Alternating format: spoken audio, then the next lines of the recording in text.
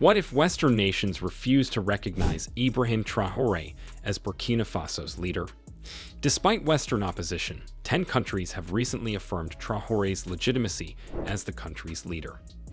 This recognition indicates a broader disregard for Western disapproval, suggesting that the West's stance is increasingly isolated. But what are the reasons behind the West's resistance to Traore, and is there a resolution in sight? On June 28, 2024, Burkina Faso marked a significant moment in its diplomatic history. The presidential palace in Ouagadougou hosted a ceremony that had widespread implications. Representatives from 10 countries convened to formally acknowledge Ibrahim Traore as the rightful president. This event was not only a symbolic gesture, but also a testament to Burkina Faso's resilience amid security challenges and its growing role in regional diplomacy. For Traore, the former military leader turned statesman, the ceremony represented more than just a validation of his presidency. It was a declaration of unity and a forward-looking vision for Burkina Faso. The reluctance of Western powers to accept Traore's presidency underscores deeper geopolitical tensions and historical patterns of influence in Africa. The endorsement from these 10 nations sent a powerful signal. Burkina Faso's sovereignty and democratic choices warranted international respect and acknowledgement. In the lead-up to the ceremony, there was speculation about whether these countries would challenge the prevailing norms and support Traore despite Western reservations. The answer came clearly on that June afternoon. Representatives from various regions, including Africa, Asia, and Latin America, gathered to show their support as Traore spoke. He emphasized that this recognition was more than just a diplomatic gesture. It marked a new era for Burkina Faso, where sovereignty is respected, democracy is upheld, and aspirations are honored. The applause was a tribute not only to Traore's address, but also to Burkina Faso's enduring resilience. Since its independence in 1960, the country has faced numerous political upheavals, coups, and economic difficulties. Each transition of power, whether through democratic elections or military intervention, has tested its stability. Now, with Traore leading, there is optimism for a new era of stability and progress. The presence of diplomats from various global regions highlighted Burkina Faso's expanding diplomatic presence. Under Traore's leadership, the country is moving beyond internal challenges and regional conflicts, asserting its position on the global stage. The Western nations' reluctance to acknowledge Traore's leadership was driven by concerns about electoral transparency and human rights, persistent issues in African politics. Critics pointed to allegations of voter intimidation and irregularities surrounding Traore's rise, highlighting broader concerns about democratic integrity in the region. Conversely, for the countries recognizing Burkina Faso's government, the emphasis was on honoring the nation's democratic institutions and constitutional processes. Their support reflects a commitment to respecting the will of the Burkinabe people and backing their efforts towards stability and development.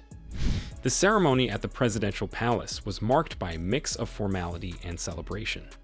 Diplomats from Germany, Russia, Algeria, Rwanda, and other nations came together to present their credentials to President Traore. The event, rich in tradition and diplomatic protocol, underscored Burkina Faso's dedication to hosting such occasions with dignity and hospitality. The West's hesitance to recognize Ibrahim Traore stems from a complex mix of historical, political, and geopolitical factors. Traore's rise to power, his governance approach, and his strategic alliances have all contributed to the West's skepticism.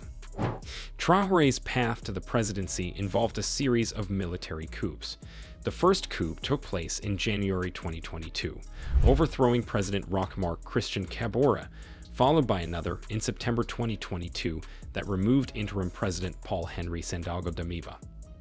These coups disrupted Burkina Faso's constitutional framework, which concerns Western nations that typically emphasize democratic processes and constitutional governance as essential for legitimate power transitions. The manner in which Traore came to power, through force rather than democratic elections, casts doubt on his legitimacy in the eyes of many Western governments. Since taking office, Traore has exhibited authoritarian behaviors, including reports of restricting foreign media and using propaganda to consolidate his control and resist Western influence. These actions stand in contrast to the democratic values that Western countries uphold. The suppression of dissent and curtailment of free expression are seen as regressions in Burkina Faso's democratic progress, further distancing Western allies who view these measures as violations of human rights and threats to democratic stability. Another key issue for the West is Traore's shift in foreign policy. He has moved Burkina Faso away from traditional Western allies, particularly France, and is instead strengthening ties with Russia. The removal of French forces and the re-establishment of the Russian embassy are clear indicators of Burkina Faso's shift in foreign policy. Traore's participation in the Russia-Africa Summit further highlights his commitment to aligning with Russia. This shift poses a challenge for Western nations, particularly amidst the broader geopolitical competition between Western powers and Russia. The West views Traore's alignment with Russia as a potential threat to its influence in the region, which could jeopardize long-standing political and economic interests. Traore's populist rhetoric and ambitious plans have also fueled Western skepticism. He has vowed to make Burkina Faso self-sufficient in food production, construct a nuclear power plant, and develop electric vehicles. These ambitious promises, while appealing to nationalist sentiments within Burkina Faso, are met with doubt by Western observers, who may be concerned about Burkina Faso's move towards self-reliance. Moreover, Traore's anti-colonial rhetoric complicates his relationship with Western countries. He has urged African leaders to resist manipulation by former colonial powers and to use their resources to benefit the continent. This stance challenges established power dynamics and economic relationships between African nations and the West, aligning with a broader trend across Africa toward reclaiming autonomy and control over their futures. For the West, Traore's anti-colonial position represents a direct challenge to its historical and current influence in the region. Despite this opposition, 10 countries have recognized Traore as Burkina Faso's leader. Burkina Faso attracts interest from various nations due to its historical commitment to democratic governance, abundant mineral resources, regional influence, improving relations with neighboring countries, and active role in international organizations. These aspects make Burkina Faso a valuable partner for nations seeking investment and collaboration with a stable West African country. Despite recent challenges, Burkina Faso's history of democratic governance, including its first free elections in November 2015 and subsequent municipal elections in May 2016, supported by international aid, underscores its appeal to countries prioritizing democratic development. Nations like the United States and several European countries have a keen interest in supporting democratic institutions and processes, as they view democracy as essential for stability, economic growth, and human rights, which are critical for sustainable development and global cooperation. Additionally, Burkina Faso's wealth of mineral resources, such as gold, manganese, zinc, phosphate, silver, and diamonds, particularly its gold reserves, further enhances its strategic importance. The rich mineral resources of Burkina Faso offer considerable economic potential for foreign investment and trade. Gold mining, in particular, has drawn notable interest from multinational mining firms and investors. The economic promise of Burkina Faso's mineral assets is appealing to countries and corporations seeking access to these resources. The mining industry not only presents profitable investment opportunities, but also significantly contributes to the country's economic growth by creating jobs and generating revenue. Burkina Faso is also recognized for its influential role in West African regional affairs. Historically, under President Blaise Compaoré, Burkina Faso served as a mediator in political crises in neighboring countries like Togo and Niger, aiding in conflict resolution and promoting stability. This regional influence makes Burkina Faso a key partner for nations with strategic interests in the Sahel. Its ability to stabilize a volatile region is valued by those aiming to maintain peace and security. The Sahel, encompassing countries such as Mali, Niger, and Chad, faces challenges including terrorism, armed conflicts, and humanitarian issues. Burkina Faso's active participation in regional diplomacy and conflict resolution enhances its strategic significance. In recent years, Burkina Faso has made notable progress in strengthening relations with its West African neighbors. For instance, it has established closer ties with Ghana, leading to enhanced bilateral cooperation in various fields. Furthermore, Burkina Faso successfully mediated a territorial dispute with Mali, easing tensions and fostering peaceful relations. This capacity to manage and improve regional relationships makes Burkina Faso an appealing partner for countries that value regional cooperation and integration. Strengthening these regional connections supports collective security, economic growth, and political stability, which are crucial for sustainable progress in West Africa. Burkina Faso's active participation in international organizations, such as the Lipteko Gourma Authority and the International Criminal Court, underscores its commitment to global cooperation. Being involved in these organizations allows Burkina Faso to represent its interests, engage in regional and international issues, and attract development aid and investments. For nations that prioritize multilateralism, Burkina Faso's active role in these bodies highlights its dedication to international norms, bolstering its global reputation and credibility. The international community is also invested in supporting Burkina Faso's economic development and addressing its humanitarian needs. Despite its rich resource base, Burkina Faso faces significant challenges, including poverty, food insecurity, and underdeveloped infrastructure. Countries and international bodies provide various forms of support, including development aid, technical assistance, and humanitarian aid, to help Burkina Faso address its challenges. Such assistance aims to enhance the well-being of the population and foster a stable, prosperous environment, benefiting both international partners and investors.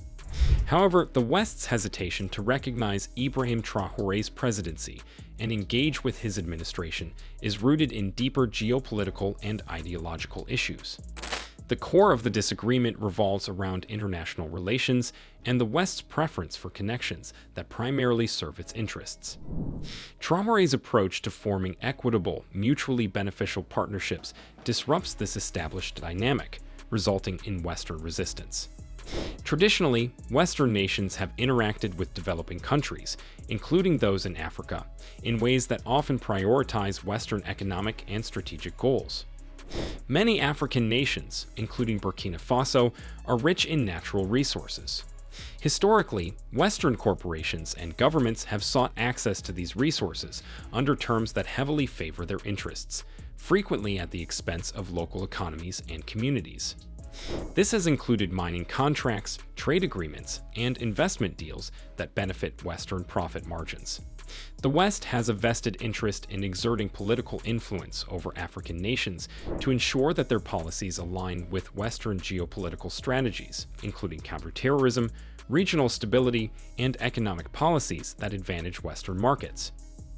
Development aid from Western nations often includes conditions, such as economic reforms and policy adjustments, that align with Western priorities. These requirements can limit the autonomy of recipient countries and ensure that aid supports Western political and economic interests. Ibrahim Traore's vision for Burkina Faso significantly contrasts with this historical model. Traore aims to forge international partnerships that allow Burkina Faso to secure a fair share of profits from its resources and attract substantial investments for its development. Traore prioritizes Burkina Faso's sovereignty and self-sufficiency, advocating for reduced reliance on foreign aid and influence. He focuses on boosting local industries and leveraging the country's resources for national growth. Traore's policies and rhetoric are firmly anti-colonial. He calls for African nations to resist neo-colonial pressures and utilize their resources and strategic positions for their own advancement, rather than allowing exploitation by former colonial powers and other Western entities. This stance directly opposes the traditional Western approach. By promoting equitable and mutually advantageous relationships, Traore challenges the established system where Western entities have historically gained disproportionate benefits from interactions with African nations. Traore's push for fairer resource agreements disrupts existing deals that benefit Western corporations. His insistence on better terms for Burkina Faso threatens the profitability and control that these corporations have long enjoyed. Traore's focus on sovereignty and distancing from Western influence challenges the geopolitical control that Western countries aim to uphold in the region. His alignment with non-Western powers, such as Russia, intensifies these concerns. Traore's emphasis on self-reliance and reducing dependency on Western aid disrupts the economic leverage that Western nations use to influence policies in African countries. By advancing local industries and promoting self-sufficiency, Traore diminishes the economic control that Western countries have over Burkina Faso. The Western response to Traore's leadership has been marked by reluctance to engage. Western nations have shown hesitation in diplomatic interactions with his administration, reflecting their unease with his policies and rhetoric. Economic measures, such as withholding aid or imposing sanctions, are employed by the West to pressure Burkina Faso into aligning with their preferred policies.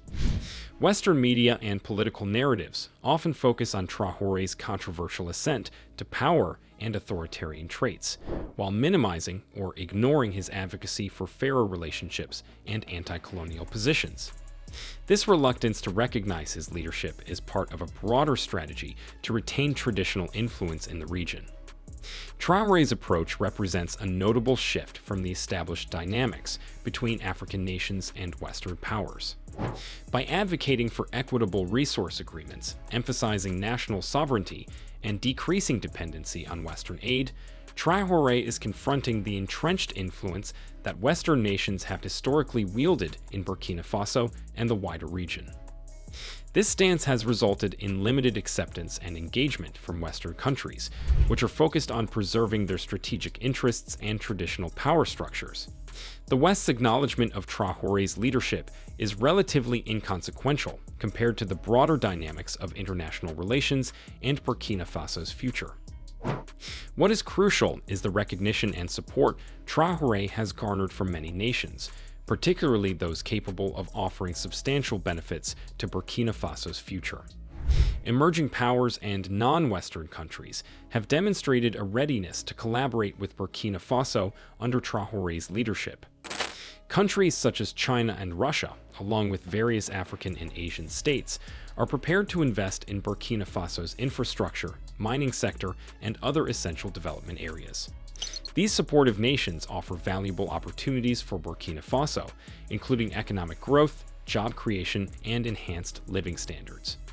Furthermore, they are often open to sharing technology and expertise, which can bolster Burkina Faso's self-reliance and sustainable progress. Collaborations with nations that have effectively utilized their resources and built strong economies can offer Burkina Faso valuable insights and support on its developmental journey. By broadening its international partnerships and lessening its reliance on Western countries, Burkina Faso can pursue a more autonomous and self-directed path. This strategy aligns with Traore's vision of a fair and self-sufficient Burkina Faso, free from neocolonial pressures and capable of using its resources for its own advancement. The recognition and support from these 10 nations highlight that Western opinions are becoming less central. This shift in global dynamics reflects a growing influence of non-Western countries in international affairs. Their willingness to engage with Burkina Faso on fair terms signals a movement toward a more multipolar world, where power and influence are more evenly distributed among diverse global players. Even with Western reluctance, the international backing for Traore suggests a hopeful outlook for Burkina Faso. This new alignment may help the country address its developmental issues and foster a more resilient economy. By emphasizing self-sufficiency and reducing external dependency, Burkina Faso can navigate its path towards sustainable progress. Although Western media may continue to present a negative view to maintain their traditional influence, Burkina Faso's new direction holds potential for meaningful advancement.